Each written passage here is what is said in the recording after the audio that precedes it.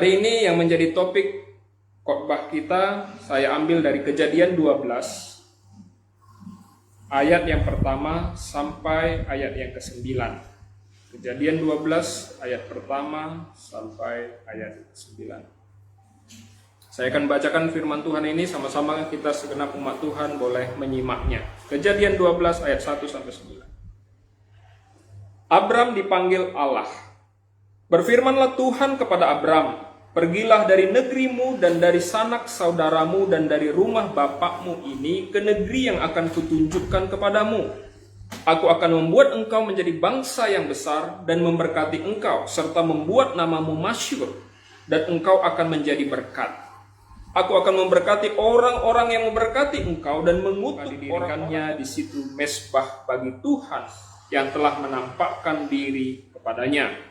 Kemudian ia pindah dari situ ke pegunungan di sebelah timur Betel. Ia memasang kemahnya dengan Betel di sebelah barat dan Ai di sebelah timur. Lalu ia mendirikan di situ mezbah bagi Tuhan dan memanggil nama Tuhan. Sesudah itu Abram berangkat dan makin jauh ia berjalan ke tanah Negeb.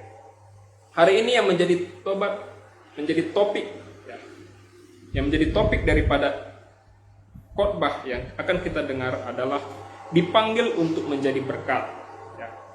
Di ayat 3 dikatakan, "Olehmu semua kaum di muka bumi akan mendapat berkat." Saudaraku yang dikasihi Tuhan, sewaktu kita membaca ini kita sudah tahu tokoh yang kita akan bahas, namanya adalah Abraham. Tetapi kita tahu semua sewaktu kita membaca Alkitab ini, di sana belum ada kata-kata Abraham. Yang ada kata-kata apa? Abram. Jadi nama daripada seorang Abraham itu awalnya adalah Abram.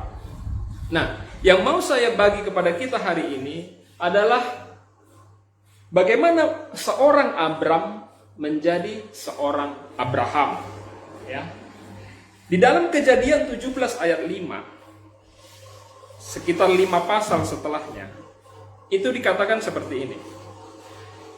"Karena itu namamu bukan lagi Abram, melainkan Abraham. Karena engkau telah kutetapkan menjadi bapa sejumlah besar bangsa." Jadi artinya adalah ada perubahan status dari seorang Abram menjadi Abraham. Suatu saya merenungkan firman Tuhan ini, yang saya dapat adalah seperti ini. Abram itu adalah seorang yang sudah diberkati. Amin. Karena dia sudah memiliki keluarga, dia sudah memiliki budak, waktu itu ada perbudakan, dia sudah memiliki juga ternak gitu ya. Dan dia sudah memiliki tempat namanya di Haran, tempat keluarganya. Jadi Abram ini orang yang sudah diberkati, bukan orang miskin. Orang yang sudah diberkati. Nah, Abram ini diminta Tuhan pergi dari Haran ke suatu tempat yang sebenarnya kalau kita teliti di Alkitab sudah diminta Tuhan kepada bapaknya si Abram ini, namanya Terah. Jadi Abram ini punya bapak namanya Terah. Tuhan sudah suruh sebelumnya karena mereka dari Ur, dari Ur mereka disuruh pindah. Tetapi si Terah ini hanya sampai ke Haran, nggak sampai dia ke tanah Kanaan. Artinya Tuhan mau minta Abraham untuk melanjutkan perjalanan atau misinya Tuhan, supaya ada yang suatu bangsa yang mau Tuhan bikin gitu ya, created. Dia itu bawa yang namanya Abraham karena bapaknya nggak meneruskan perjalanan itu. Tapi itu pun sebelumnya namanya adalah masih Abram. Nah, kalau saya renungkan Abraham itu apa? Jadi saya berpikir kenapa Tuhan gantikan namanya gitu ya. Kita kan sering gitu. Kalau ada anak-anak ya lahir sakit, udahlah mungkin namanya terlalu berat, kita gantilah namanya. Ada yang bilang gitu ya. Artinya kalau Tuhan membuat perubahan nama pasti ada yang penting di situ. Perubahan itu yang mau kita bahas hari ini. Kalau Abram tadi adalah bapak yang sudah diberkati, tetapi Abraham lebih kepada seperti firman tadi adalah bapak yang menjadi berkat bagi dunia. Artinya Kalau Abram adalah berkat untuk lingkungan diri sendiri, mungkin sampai sebatas keluarga, nomor rekening, ya, apalagi tanah, ya, apalagi karir, pangkat, dan lain sebagainya. Tetapi begitu masuk menjadi Abraham, itu bukan lagi berkat untuk diri sendiri, tetapi berkat untuk dunia, untuk sekelilingnya, untuk apa yang Tuhan mau. Kalau Abram, nah saya akan membahas kita tentang si Abram ini. Kalau Abram, saya gambarkan seperti ini. Dia adalah orang yang punya dream, punya cita-cita untuk menjadi seseorang.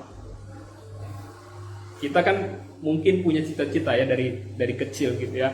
Wah, nanti aku udah besar, nanti aku harus menjadi orang, ya, menjadi seseorang. Bahkan orang tua kita, opung kita pasti bilang gitu. Kalau nanti kalian sudah besar harus jadi seseorang. Artinya seseorang itu seseorang yang penting, yang bagus, yang baik, dan lain sebagainya. Ada juga orang memang dalam hatinya dia mau jadi seseorang karena dia merasa ada sesuatu hal yang miss di masa mudanya dan dia harus dapat capai nanti di masa dia dewasa, ya. Ada seorang yang misalnya dia lihat orang tuanya ini, wah, kami dari dulu ini pindah-pindah ya, nggak pernah punya rumah, ya. Mungkin karena orang tuanya miskin, dia kontrak satu tempat, nanti 3 tahun pindah lagi, kontrak lagi. Dia rasanya, aduh, udah 4 kali lah ini ya. Baru mungkin teman-temannya sekolah bilang, kamu udah gede tapi kok belum punya rumah. Lalu dia punya tekad, suatu hari nanti, aku kalau udah besar, aku harus punya rumah. Gajiku awal harus dibelikan untuk membuat rumah. Ini cita-cita dia untuk menjadi somebody, untuk menjadi someone, untuk menjadi seseorang, ya. Karena menurut dia menjadi seseorang itu kalau punya rumah. Nah, orang-orang seperti ini akhirnya dia mengejar cita-cita tersebut. Sangat mantap, ya. Semuanya dilakukan, dia bekerja keras, dia begitu ulet dan lain sebagainya. Tetapi itu semua untuk membuat diri dia itu menjadi penting. Akhirnya apa? Orang-orang seperti ini terkadang ya memanfaatkan segala cara untuk melakukan yang dia mau, sehingga justru kadang-kadang mengabaikan apa yang sebenarnya yang Tuhan mau dalam hidupnya, karena dia masih punya cita-citanya sendiri. Abraham beda. Abraham itu melakukan sesuatu karena disuruh. Kalau kita baca tadi ayat 1, ya, di Kejadian 12 dikatakan, berfirmanlah Tuhan kepada Abram, pergilah dari negerimu.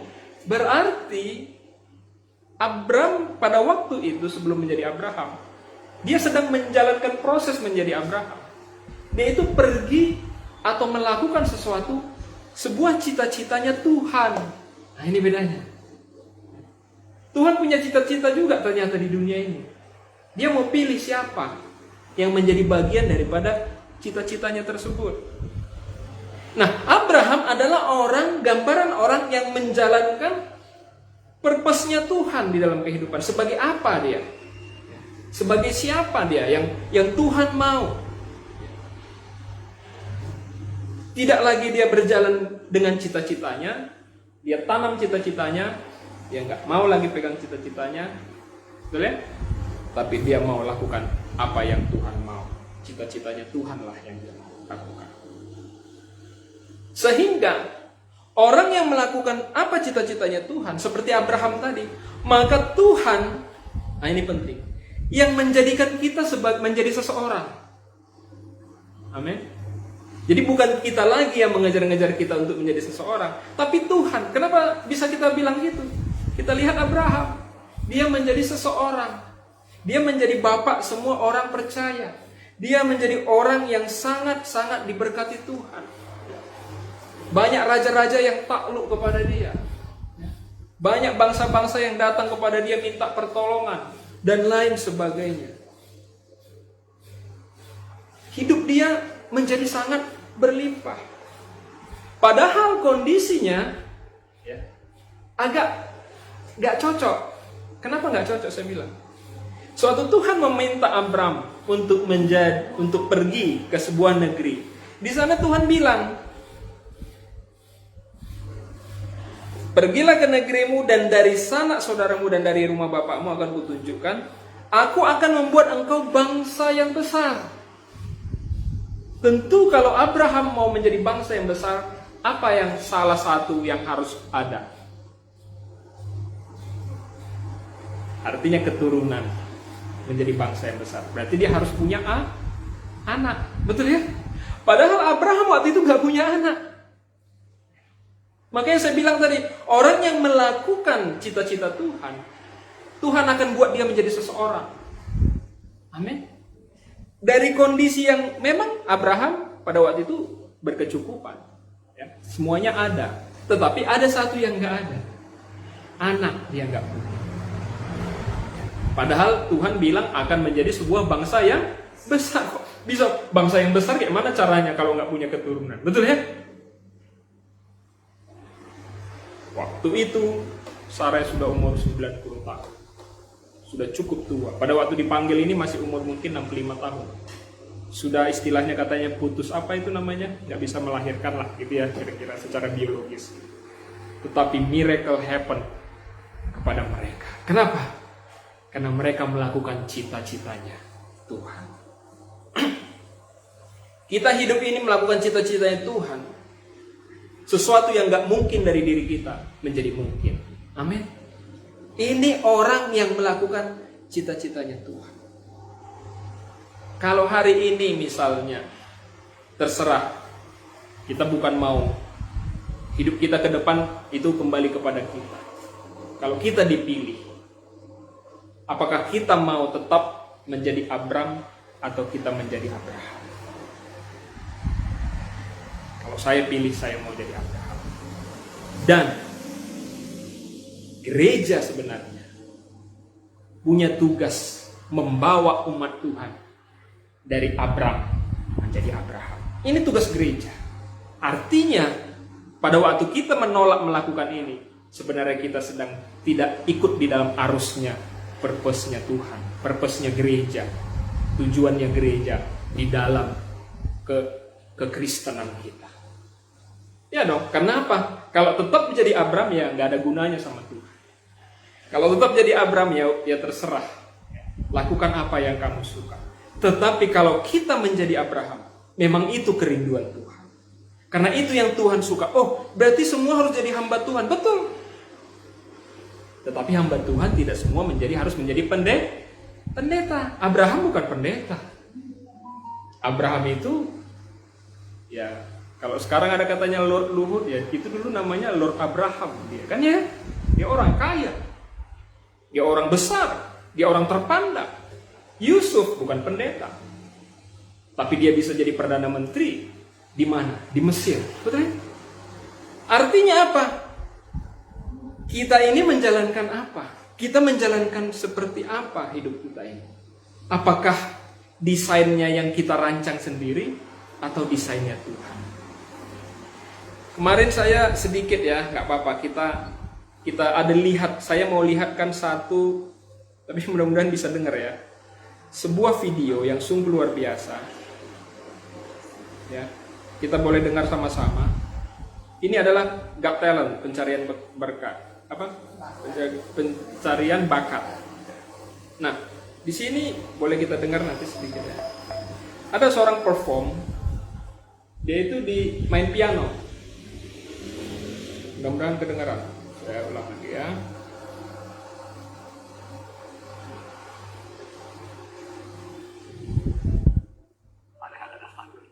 Saya ulang lagi. Nih, mudah-mudahan kita bisa dengar.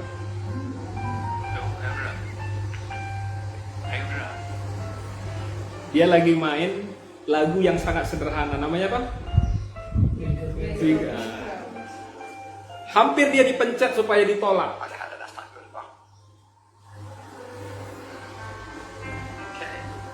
Tapi dia rubah arrangementnya. Sebuah lagu yang sangat sederhana, dia bikin seperti ini.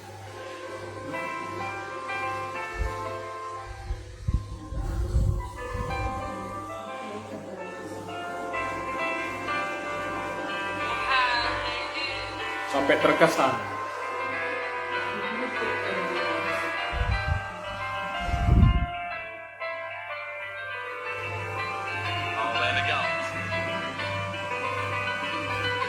Dia bikin ornamen-ornamennya apa?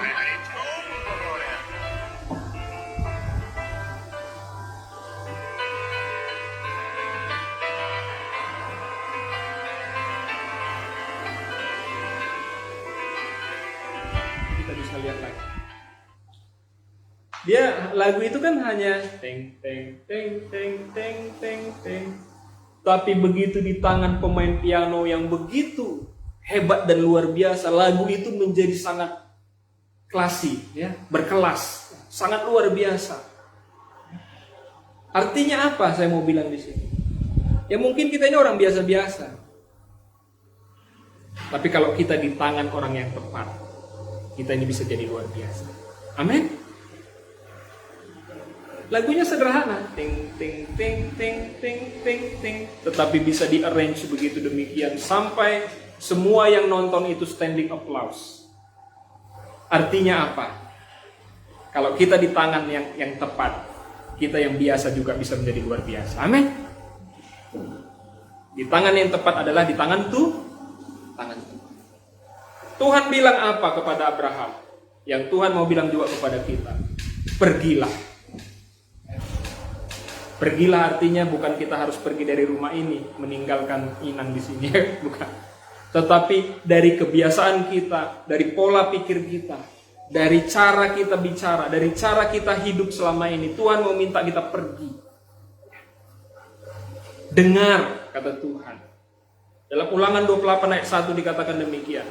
Jika engkau baik-baik mendengarkan suara Tuhan Allahmu dan melakukan dengan setia segala perintahnya yang kusampaikan kepadamu pada hari ini, maka Tuhan akan mengangkat engkau. Katakan amin. Kita harus mau mendengar suara Tuhan. Ya. Kalau ada firman Tuhan, ayo kita percaya aja, kita dengar aja. Dikatakan di dalam firman ini mendengar adalah to observe.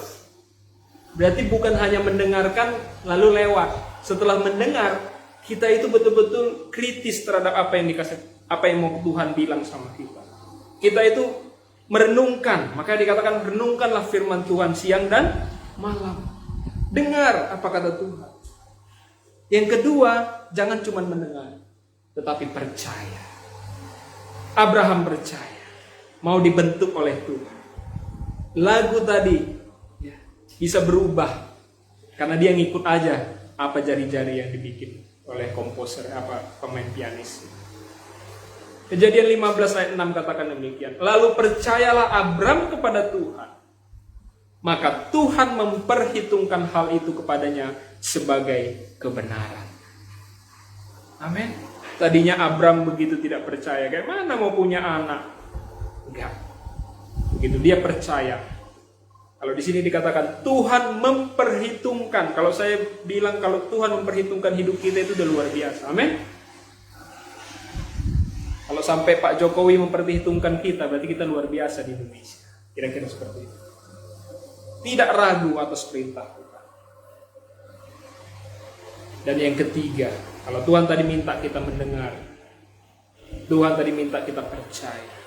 Untuk bisa kita menjadi Abraham, Tuhan bilang hari ini, melangkah. Ayo melangkah. Jangan tetap, mohon maaf, pantat kita di tempat duduk yang sama. Ayo pindah. Ayo coba sesuatu. Apa yang kira-kira Tuhan tanamkan di dalam hati pikiran kita hari ini. Boleh diuji, tetapi ayo berangkat. Ayo kerjakan. Mazmur 37 katakan demikian. Tuhan menetapkan langkah-langkah orang yang hidup berkenan kepada-Nya. Mazmur 37 ayat 23. Tuhan menetapkan langkah-langkah. Jadi mari kita melangkah sesuai ketetapan Tuhan. Ada step, ada sebuah pergerakan dari satu tempat ke tempat yang lain. Itu namanya melangkah. Amin. Dua kesimpulan yang saya bagikan kepada kita hari ini. Yang pertama, orang yang mengikuti cita-cita Tuhan akan hidup dalam berkat. Kita bilang kita mau diberkati Tuhan, amin. Kalau di gereja yang besar biasanya, siapa yang mau diberkati? Wah, semuanya tepuk tangan, riuh, semuanya pengen. Tetapi satu pesan Tuhan, ikuti cita-cita Tuhan. Nah ini orang nggak mau. Diberkatinya mau, tapi melakukan cita-cita Tuhan, oh nanti dulu. I have a dream. Ada lagunya ya. Yang kedua, orang yang mau diberkati ini harus mau melangkah bersama dengan Tuhan. Karena firman Tuhan tadi bilang, siapa yang melangkah bersamaku, mendengar suaraku, Allah akan mengangkat engkau di atas segala bangsa. Allah yang akan mengangkat kita dari antara keluarga kita, saudara kita, bahkan bangsa kita. Kalau kita mau dengar, percaya, dan melangkah bersama dengan Tuhan. Amin. Mari kita berdoa.